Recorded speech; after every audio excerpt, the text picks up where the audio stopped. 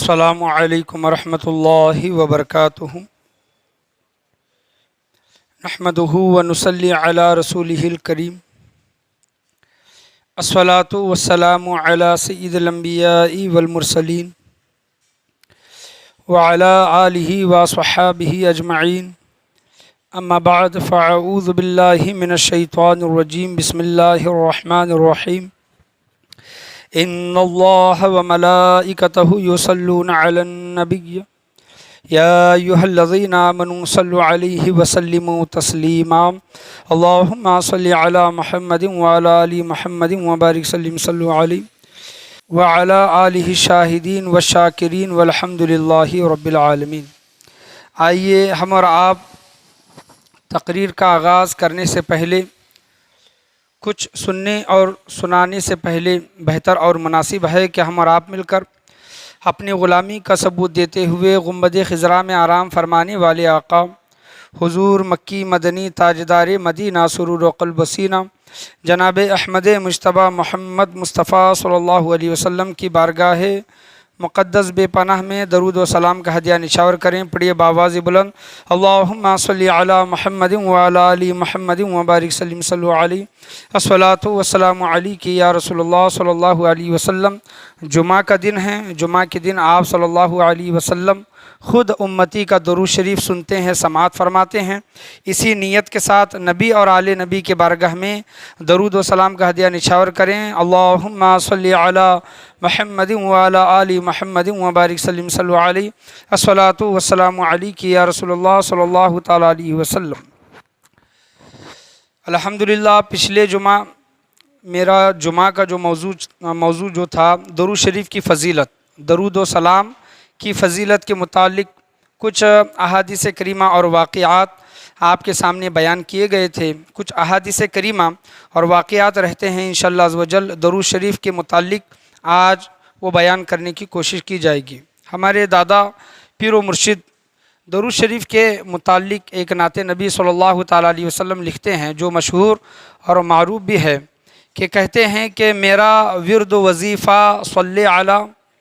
میرا ورد و وظیفہ صلی علی،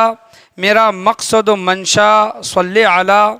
میرے لب پہ ہے کلمہ صلی علی،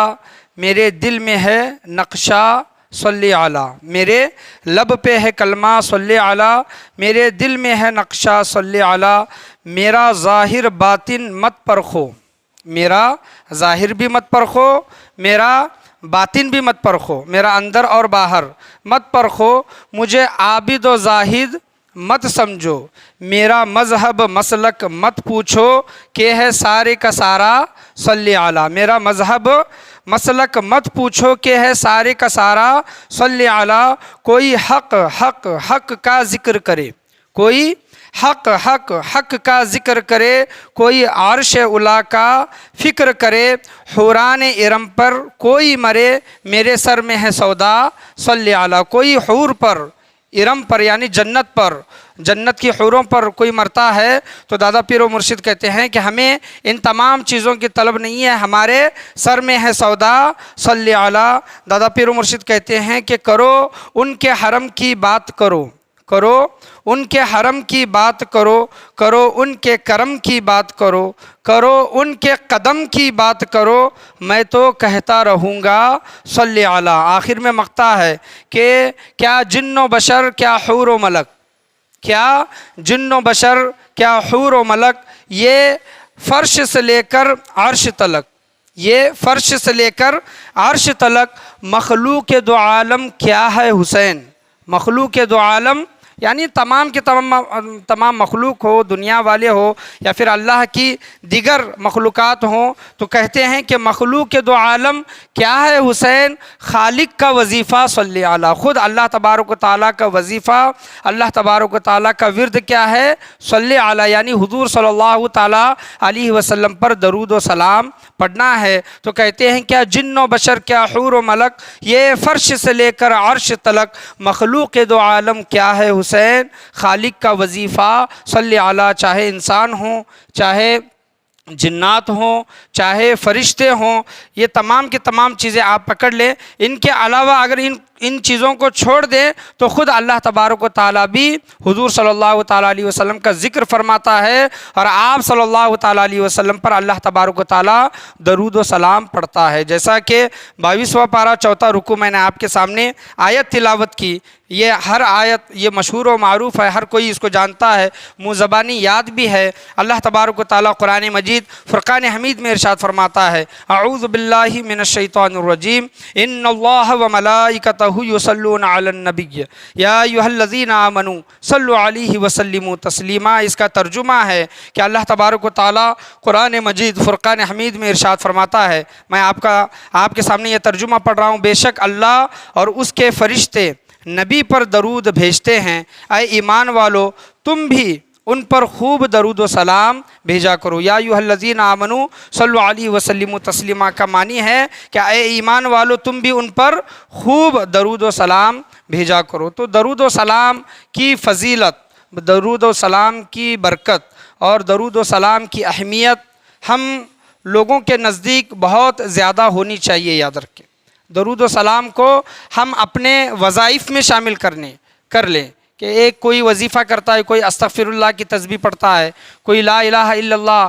انت سبحانک کی تسبیح پڑھتا ہے آیت کریمہ کی، کوئی اپنے پیر و مرشد کے دیے ہوئے اور وظائف رہتے ہیں، تو ان تمام وظائف کو آپ کیجئے۔ اس کے ساتھ ساتھ جیسا کہ اللہ تبارک و تعالیٰ نے قرآن کریم فرقان حمید میں جو ارشاد فرمایا ہے کہ اے ایمان والو میرے نبی پر خوب درود و سلام بھیجا کرو، تو کم سے کم دن میں آپ ایک گنتی کی تعداد پکڑ لیں، 100 مرتبہ،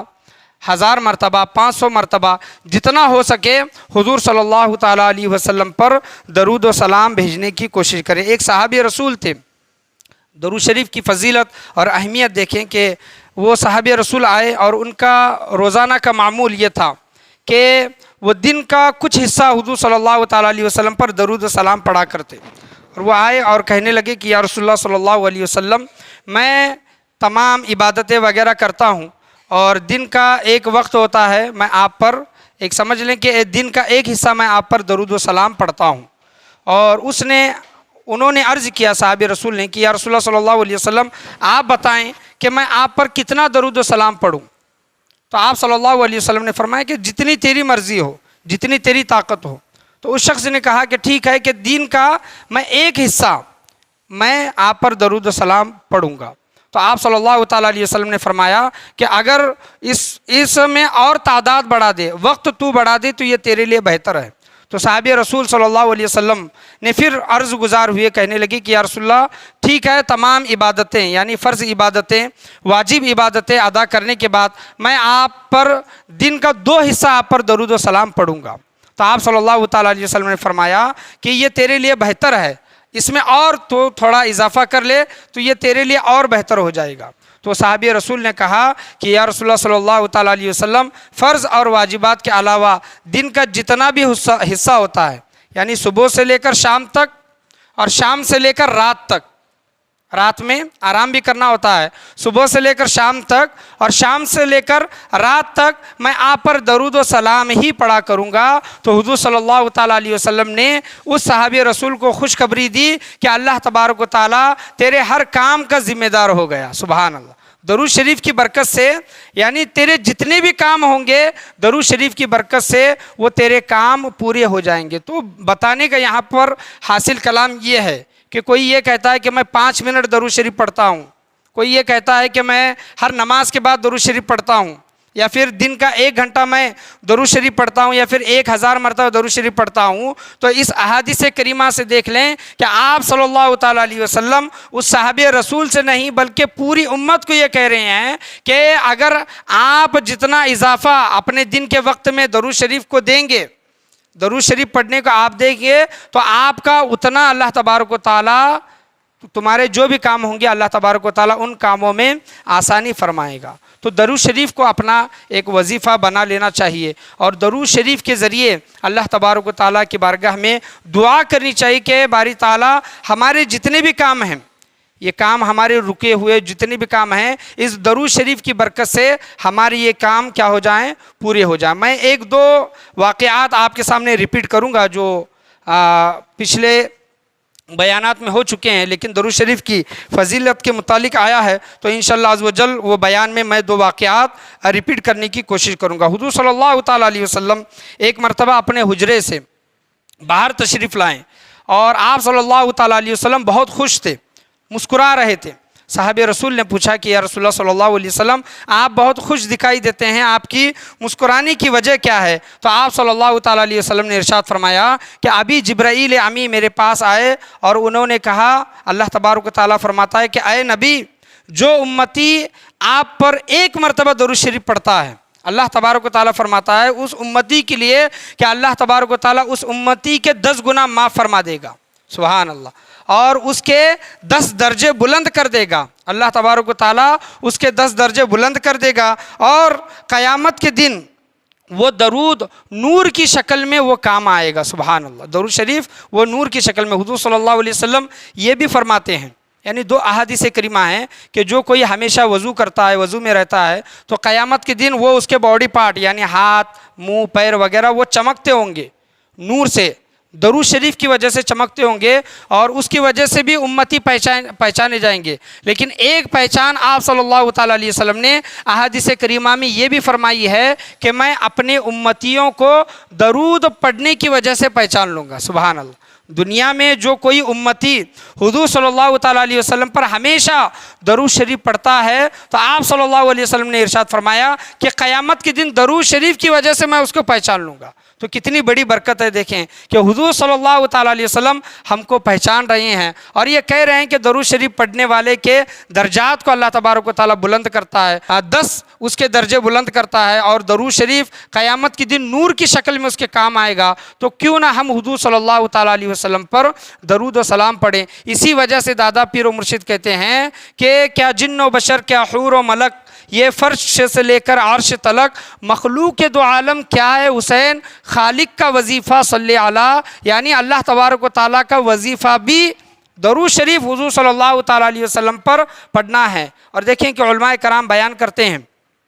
کہ حضور صلی اللہ تعالیٰ علیہ وسلم پر اللہ تبارک و تعالیٰ درود شریف کب سے پڑھ رہا ہے، یہ کوئی اس کا ایک حد، ایک وقت بتا نہیں سکتا۔ یا ایھا النبی، یعنی تم اپنے نبی پر درود و سلام پڑھا کرو۔ تو دیکھیں کہ علماء کرام بیان کرتے ہیں کہ کسی صحابی رسول نے پوچھا کہ یا رسول اللہ، اللہ تبارک و تعالیٰ نے آپ کو نبوت کب عطا کی؟ تو حضور صلی اللہ تعالیٰ علیہ وسلم فرماتے ہیں کہ ابھی حضرت آدم علیہ السلام پانی اور مٹی کے درمیان تھے، میں اس وقت بھی نبی تھا،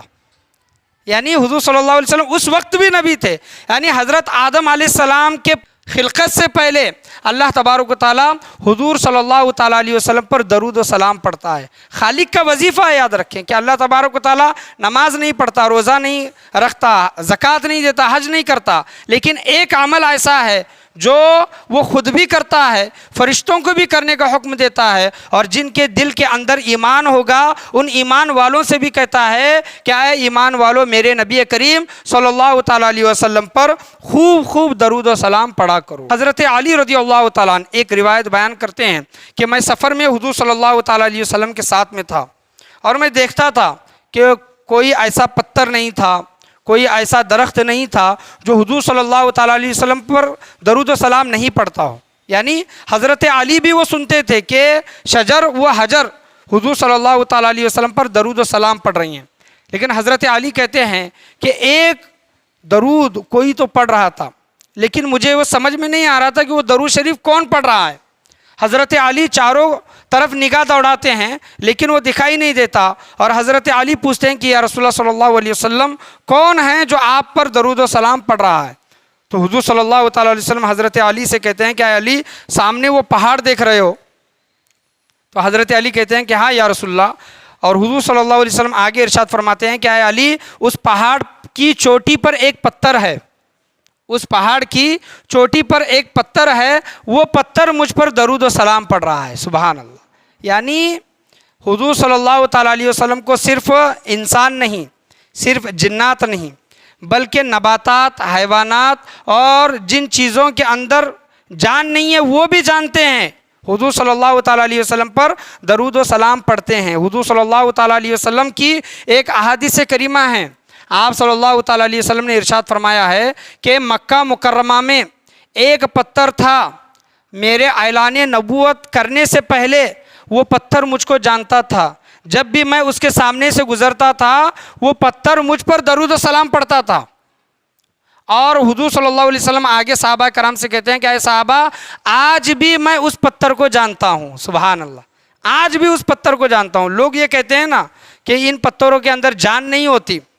تو یہ پڑھتے کیسے ہیں؟ ان کا ایک الگ ذکر ہوتا ہے جو ہماری اور آپ کی سمجھ میں آنے والا نہیں ہے۔ اسی طرح جس طرح کہ اللہ تبارک و تعالیٰ قرآن مجید فرقان حمید میں جس طرح فرماتا ہے کہ وَإِن مِّن شَيْءٍ إِلَّا يُسَبِّحُ بِحَمْدِهِ،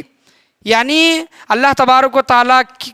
کا تسبیح و تحلیل جو بھی شے ہے، یعنی اللہ نے جو بھی شے پیدا کی ہے، چاہے وہ درخت ہو، پتھر ہو، جانور ہو، اللہ نے جو بھی چیز پیدا کی ہے وہ اللہ کی تسبیح و تحلیل بیان کرتی ہے۔ وَإِن مِّن شَيْءٍ إِلَّا يُسَبِّحُ بِحَمْدِهِ، پنکھے کا آواز آنا، دروازے کا آواز آنا، مشینوں کا آواز آنا، گویا یہ اللہ تبارک و تعالیٰ کا کیا ہے؟ ذکر ہے، ایک طرح کا ذکر ہے۔ تو جس طرح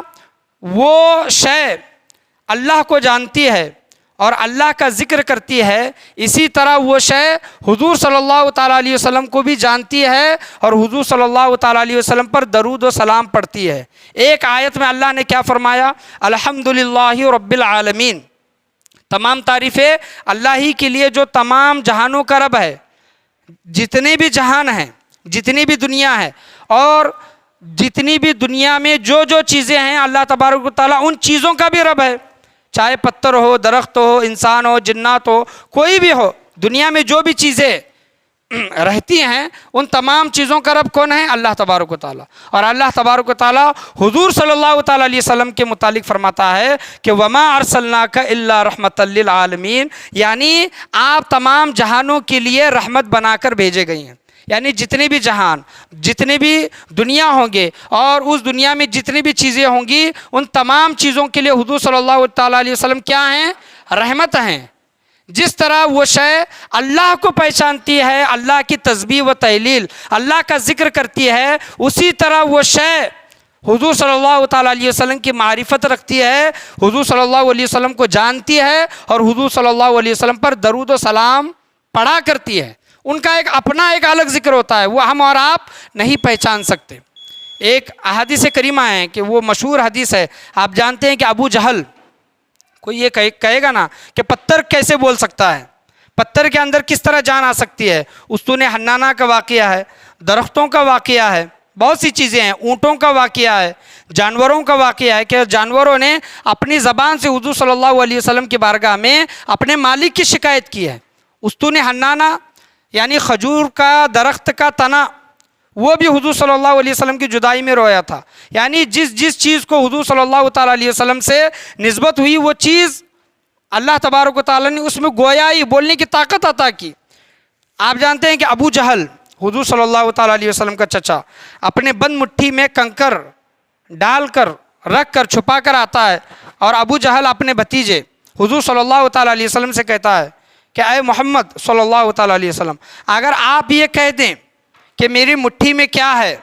تو میں آپ پر ایمان لے کر آؤں گا۔ یہ مشہور حدیث ہے، آپ جانتے ہیں کہ نعتوں میں بھی یہ پڑھا جاتا ہے۔ تو حضور صلی اللہ علیہ وسلم نے کہا کہ اے چچا،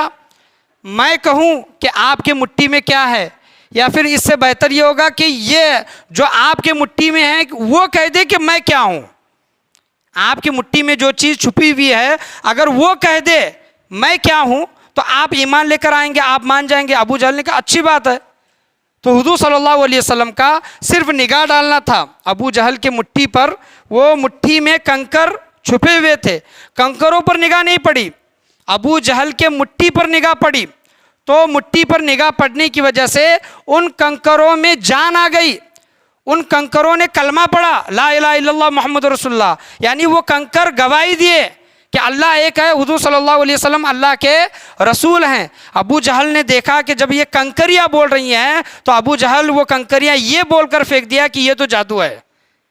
کیا ہے؟ یہ تو جادو ہے۔ یہ حدیث میں نے آپ کے سامنے اس وجہ سے بیان کی، اگر کوئی یہ کہے کہ پتھر کیسے بول سکتا ہے، ہاں پتھر بھی بولتے ہیں، اللہ تبارک و تعالیٰ جس کو طاقت دے وہ بولتا ہے۔ اللہ تبارک و تعالیٰ کا کیا کرتے ہیں، ذکر بیان کرتے ہیں۔ ایک شے ہے، یعنی خلق پر دو چیزیں اللہ تبارک و تعالیٰ نے واجب کر دی ہے خلق پر، یعنی چرند ہو، پرند ہو، شجر ہو، حجر ہو۔ یعنی سب سے پہلا تو یہ کہ وہ شے، وہ خلق اللہ تبارک و تعالیٰ کا ذکر کرتی ہے، اور دوسرا یہ کہ وہ حضور صلی اللہ تعالیٰ علیہ وسلم پر درود و سلام پڑھتی ہے۔ صرف ان کے کہ جو کافر ہیں، جو منکر ہیں، جو اللہ کا بھی انکار کرتے ہیں، حضور صلی اللہ تعالیٰ علیہ وسلم کا بھی انکار کرتے ہیں، صرف وہ جنات میں سے کچھ ہیں اور انسانوں میں سے کچھ ہیں۔ جنات کو اور انسانوں کو اگر چھوڑ دیں گے تو گویا اللہ تبارک و تعالیٰ کی تمام مخلوق اللہ کو بھی پہچانتی ہے اور حضور صلی اللہ تعالیٰ علیہ وسلم کو پہچانتی ہے، اور جو شے اللہ اور اس کے رسول کو پہچانتی ہے وہ اس کا ذکر بھی کرتی ہے اور اس پر درود و سلام بھی پڑھتی ہے۔ دیکھیں کہ درود شریف پڑھا کریں۔ درود شریف پڑھنے کی وجہ سے کیا ہوگا کہ ہمارے زبان میں بھی مٹھاس پیدا ہوگی، اور ہمارے دل میں بھی اور ہمارے زندگی میں بھی مٹھاس پیدا ہوگی۔ وہ کس طرح، میں مختصر واقعات آپ کے سامنے بیان کروں گا کہ درود شریف پڑھنے کی فضیلت کتنی ہے، کتنی بڑی ہے، درود شریف نہ پڑھنے کا عذاب اور بدبختی کتنی بڑی ہے۔ کہ حضور صلی اللہ علیہ وسلم ایک سفر پر تھے اور صحابہ کرام کو بھوک لگی تھی، صحابہ کرام کے پاس روٹیاں تھیں، سالن وغیرہ کچھ نہیں تھا۔ تو دیکھتے ہیں کہ ایک شہد کی مکھی حضور صلی اللہ تعالیٰ علیہ وسلم کی طرف بھن بھنا رہی ہے۔ تو حضور صلی اللہ تعالیٰ علیہ وسلم نے ارشاد فرمایا کہ یہ مکھی کہہ رہی ہے، یہ میں جلدی یہ واقعہ بیان کر رہا ہوں، یہ آپ لوگوں نے سن چکے ہیں، لیکن یہ واقعہ درود شریف کی فضیلت میں بیان کر رہا ہوں کہ حضور صلی اللہ علیہ وسلم نے فرمایا کہ اے میرے صحابہ، یہ مکھی یہ کہہ رہی ہے کہ یا رسول اللہ، شہد ہم نے جمع کر کے رکھا ہے، بہت سارا شہد ہے، آپ کے پاس روٹیاں ہیں، کھانے کے لیے سالن نہیں ہے، لہٰذا آپ ہمارے چھتے سے شہد نکال لیں۔ تو ایک صحابی رسول گئے اور شہد نکال کر لے کر آئے، اور تمام صحابہ کرام حضور صلی اللہ تعالیٰ علیہ وسلم نے اس روٹی کے ساتھ شہد کو کھایا۔ پھر کسی نے سوال کیا اور آپ صلی اللہ تعالیٰ علیہ وسلم نے شہد کی مکھی سے پوچھا کہ اے شہد کی مکھی، تم جو پھولوں کا جو رس چوستی ہو اس میں کچھ پھیکا ہوتا ہے، کچھ کڑوا ہوتا ہے، میٹھا تو نہیں ہوتا، پھیکا یا پھر کڑوا ہوتا ہے، تو تمہارا یہ شہد اتنا میٹھا کیسے؟ جو رس تم چوس رہی ہو، جو جمع کر رہی ہو، وہ پھیکا یا پھر کڑوا ہوتا ہے، شہد کا رس میٹھا کس طرح ہوتا ہے؟ تو اس شہد کی مکھیوں نے کہا کہ یا رسول اللہ، جب ہم پھولوں سے رس نکال کر اپنے چھتے کو جب وہ رس لے کر جاتے ہیں تو اس دوران یا رسول اللہ ہم آپ پر درود و سلام پڑھتے ہیں۔ سبحان اللہ، ہم آپ پر درود پڑھتے ہیں، اسی درود کی برکت سے اللہ تبارک و تعالیٰ اس شہد کے، اس پھولوں کے رس کو اللہ تبارک و تعالیٰ میٹھا کر دیتا ہے۔ جب ایک پھیکے رس میں، جب ایک کڑوے رس میں اللہ تبارک و تعالیٰ مٹھاس پیدا کر سکتا ہے، اگر کوئی انسان درود شریف کا اپنا وظیفہ بنا لے، روزانہ 100 مرتبہ، 111 مرتبہ، 1000 مرتبہ، 500 مرتبہ اگر درود شریف پڑھے تو اللہ تبارک و تعالیٰ اس کی زندگی میں مٹھاس کیوں نہیں پیدا کرے گا؟ آپ کر کے تو دیکھیں۔ بہت سے لوگوں کے ہم کہنے مانتے ہیں، کسی نے کہا کہ حافظ صاحب پریشانی ہے تو میں یہ کہہ دیتا ہوں کہ یہ وظیفہ کرو، وہ وظیفہ کرو، یہ وظیفہ کرو۔ سب سے بڑا وظیفہ تو اللہ تبارک و تعالیٰ نے قرآن میں دیا ہے، اور دیا نہیں بلکہ اللہ تبارک و تعالیٰ وہ وظیفہ خود کرتا ہے، اپنے فرشتوں کو کرنے کے لیے کہتا ہے، اور ایمان والوں کو یہ حکم دیتا ہے کہ اے ایمان والوں تم بھی یہ وظیفہ کرو۔ تو جب یہ وظیفہ کریں گے تو بے شک ہماری جتنی بھی زندگی کی پریشانیاں ہوں گی، گھر کے پریشانیاں ہوں گی، تمام کے تمام وہ دور ہو جائیں گی۔ میں آپ سے یہی کہتا ہوں کہ دیکھیں کہ اپنے گھر میں درود شریف کا ورد شروع کریں۔ مسجد میں جو ہوتا ہے، گھر میں بھی پیر کی شب یعنی اتوار کی شام آپ لے لیں، یا پھر جمعہ کی شب یعنی جمعرات کی رات آپ لے لیں، یا آپ کو دن طے کرنا مشکل ہوتا ہے، منگل کو چھٹی ہوتی ہے کسی کو، اتوار کو چھٹی ہوتی ہے، یا پھر کسی اور دن چھٹی ہو رہی ہے، جب کبھی وقت مل رہا ہے تو گھر کے 8 10 4 5 افراد بیٹھیں، درود شریف پڑھیں، ایک ماحول بنائیں۔ ماحول، گھر میں ماحول بننا ضروری ہے، بہت یاد رکھیں۔ مسجد میں آتے ہیں، سنتے ہیں، مدرسے میں آتے ہیں، پڑھتے ہیں وغیرہ، یہ چیز ہو گئی، لیکن گھر کا ماحول سدھرنا یہ بہت ضروری ہے۔ گھر کا اگر ماحول خراب ہے، آپ مسجد میں کتنا ہی کیوں نہ سیکھو، کتنا ہی علم حاصل کر لو، مدرسے میں کتنا ہی کیوں نہ سیکھو، جب تک گھر کا ماحول صحیح نہیں ہوگا ہمارے عادات و اطوار نہیں بدلیں گے، ہماری نسلیں نہیں سدھریں گی۔ یاد رکھیں، آپ جب درود شریف کا ورد کر رہے ہیں، درود شریف کا ورد ہونے کے بعد کسی کو ہندی پڑھنے آتا ہے، کسی کو انگلش آتا ہے، کسی کو اردو آتا ہے، ہر لینگویج میں کتابیں حدیث کی دستیاب ہیں، مل جاتے ہیں، اویلیبل ہیں۔ جو آپ لینگویج جانتے ہیں وہ لے کر آئیں احادیث کریمہ۔ درود شریف کا ورد 5 منٹ 10 منٹ 15 منٹ ہونے کے بعد ایک 4-5 حدیثیں پڑھ کر گھر والوں کو سنایا کرے، یہ بہت ضروری ہے۔ یاد رکھیں، آج وقت کی ضرورت ہے۔ کوئی یہ سوچتا ہے کہ میں مسجد جا کر علم حاصل کر لوں گا، اپنی تربیت کروں گا، تو وہ اس طرح تربیت نہیں ہوگی۔ کوئی یہ سوچتا ہے انسان کہ میں میرے بچے کو مدرسے میں بھیج رہا ہوں، میں مکتب میں بھیج رہا ہوں، میرا بچہ سیکھ رہا ہے، کر رہا ہے، ٹھیک ہے۔ آپ کا بچہ مدرسے میں مکتب میں 1 گھنٹہ 2 گھنٹہ، گھر میں کتنے گھنٹے رہتا ہے، اور گھر کا ماحول کیسا ہے؟ بچہ جو مدرسے میں ہوتا ہے وہ چیزیں مدرسے سے، استاد سے، مسجد والوں سے تو وہ چیز لیتا ہے، ضرور لیتا ہے، ایکسیپٹ کرتا ہے، لیکن گھر میں جو چیزیں ہو رہی ہیں، گناہ کے کام وغیرہ ہو رہی ہیں، نافرمانیاں ہو رہی ہیں، نمازوں کو چھوڑنا ہو رہا ہے، ٹی وی وغیرہ، سیریل، ناچ گانے وغیرہ، یہ تمام چیزیں ماں ہو، بہن ہو، باپ ہو، گھر کے بڑے ہوں، بیٹھ کر دیکھ رہے ہیں، تو بچہ وہ بھی اثر قبول کرتا ہے۔ یاد رکھے، اچھی بھی چیزیں قبول کرتا ہے، بری بھی چیزیں قبول کرتا ہے۔ تو گھر میں کوئی ایک نظام ہونا چاہیے، ضرور ہونا چاہیے، اور درود شریف ہی یہ بہترین ذریعہ ہے کہ آپ گھر میں تمام حضرات بیٹھ جائیں، درود شریف کا ورد کریں۔ ایک تو یہ ہوگا کہ درود شریف جس گھر میں ہوگا اس گھر میں اللہ کی برکتیں، رحمتیں اتریں گی، اللہ تبارک و تعالیٰ کے انعامات اتریں گے۔ دوسری چیز یہ ہے کہ ہمارے زندگی میں سکون آ جائے گا، اور تیسری چیز یہ ہے کہ ہمارے بچے وہ چیزیں کرتا ہوا دیکھیں گے تو ان پر اچھے اثرات رونما ہوں گے۔ یہ ضروری ہے، یاد رکھیں، اور اس پر عمل کرنے کی کوشش کریں۔ شروع میں یہ چیزیں مشکل جائیں گی، ضرور جائیں گی، لیکن بعد میں یہ چیزیں آسان ہوگی۔ جس طرح مسجد میں کیا جاتا ہے اسی طرح گھر میں بھی کرنے کی کوشش کریں۔ بہت سے لوگوں کو آج دیکھا جاتا ہے کہ بہت سے لوگ قرض لیتے ہیں اور قرض جلدی ادا نہیں ہوتا، تو علماء کرام یہ بھی بیان کیے ہیں کہ اگر آپ پر قرضہ زیادہ ہے اور وہ قرضہ جلدی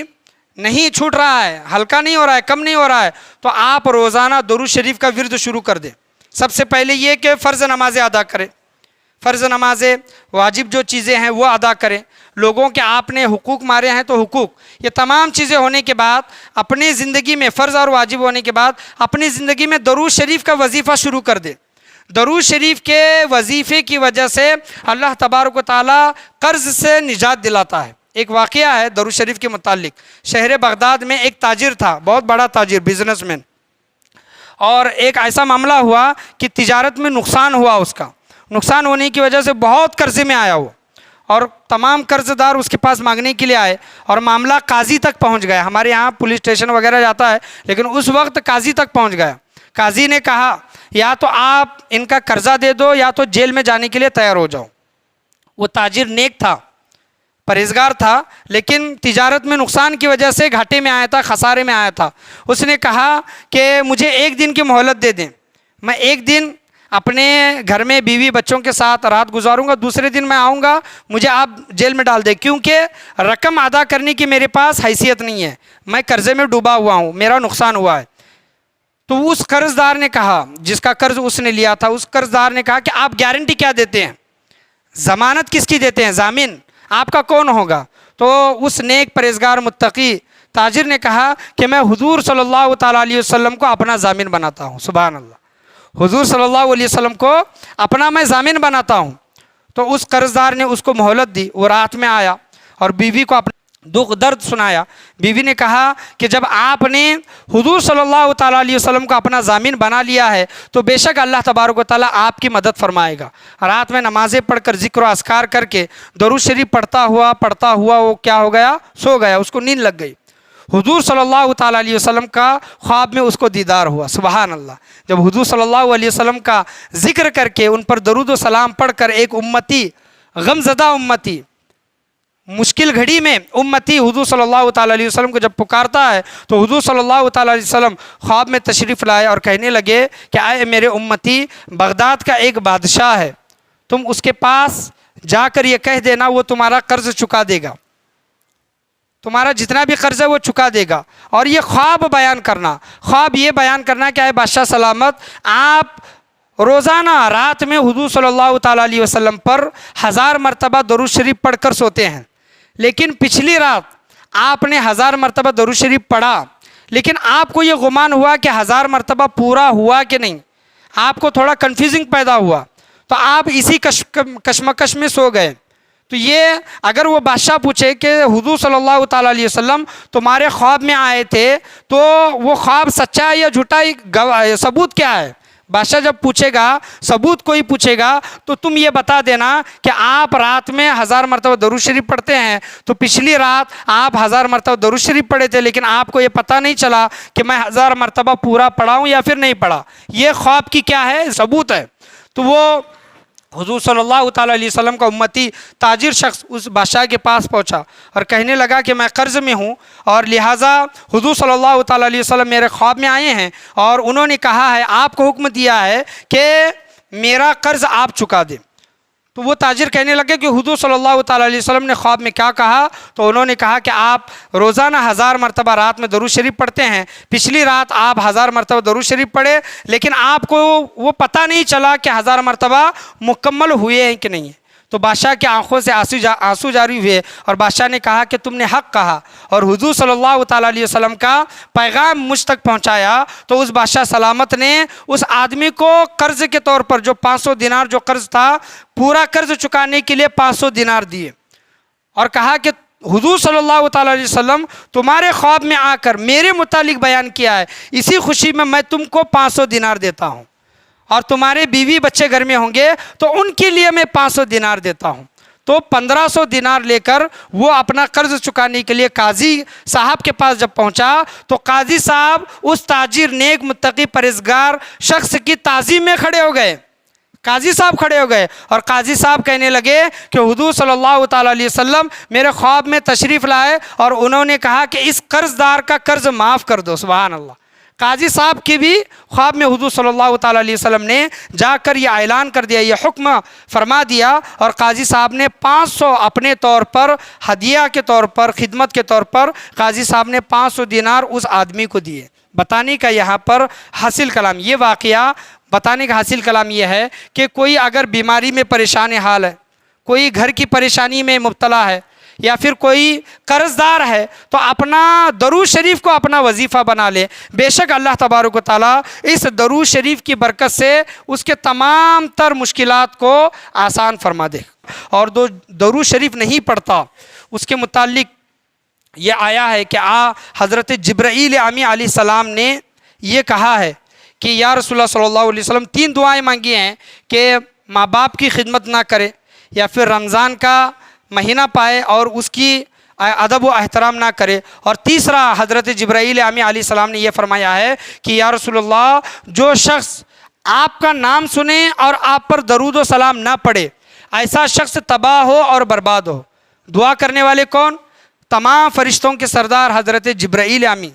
اور ان کی دعا پر آمین کہنے والے کون؟ حضور صلی اللہ تعالیٰ علیہ وسلم۔ تو آپ یہاں پر جو بیٹھے ہیں، اتنی دیر بیٹھے ہیں، میں نے آپ کے سامنے کتنی مرتبہ آپ صلی اللہ علیہ وسلم کہا، حضور صلی اللہ تعالیٰ علیہ وسلم کہا؟ تو جب کبھی بھی آپ صلی اللہ علیہ وسلم کا نام سنیں تو صلی اللہ علیہ وسلم پڑھا کریں، ایک عادت ڈال لیں۔ یہ ہمارے اندر عادت نہیں ہے، یاد رکھیں، عادت لوگوں کو بنائی جاتی ہے، لیکن جب بھی حضور صلی اللہ تعالیٰ علیہ وسلم کا نام پڑھیں تو صلی اللہ علیہ وسلم کہنے میں زیادہ دیر نہیں لگتی۔ تو آپ حضور صلی اللہ تعالیٰ علیہ وسلم پر ہمیشہ درود و سلام پڑھنے کا ایک معمول بنا لیں۔ ایک واقعہ ہے القول البدی، یعنی درود شریف کی برکت زندوں کو تو ملتی ہے، مردوں کو کتنی ملتی ہے۔ دیکھیں کہ حضرت خواجہ حسن بصری رحمۃ اللہ علیہ کی بارگاہ میں ایک خاتون آئی، اور وہ خاتون کہنے لگی کہ میری بیٹی کا انتقال ہوا ہے، تو لہٰذا مجھے کوئی ایسا وظیفہ دیں کہ جس کی وجہ سے میں یہ جان پاؤں کہ میری بیٹی کس حال میں ہے۔ یعنی بزرگان دین سامنے والی کی طبیعت دیکھ کر وہ وظیفہ دیتے تھے، ایسا ضروری نہیں ہے کہ وہ وظیفہ آج ہم کریں اور وہ چیز ہم کو پتہ چل جائے۔ یعنی میں آپ کے سامنے جو وظیفہ بیان کر رہا ہوں، ہو سکتا ہے کوئی یہ سوچے کہ میں دیکھوں، چیک کروں کہ میرا باپ، میری ماں، میرا دادا، میرا نانا وغیرہ کس حال میں ہے، تو وہ بزرگان دین سامنے والی کی کنڈیشن دیکھ کر وہ دیتے ہیں وہ وظیفہ، اور اس وظیفے کے ساتھ اس بزرگان دین کا فیض بھی ساتھ شامل ہوتا ہے۔ جو بزرگان دین جو چیز دے رہے ہیں ان کا ساتھ، ان کی دعا، ان کی نسبت اس وظیفے کے ساتھ شامل ہوتی ہے، وہ وظیفہ کام کرتا ہے، اثر کرتا ہے۔ تو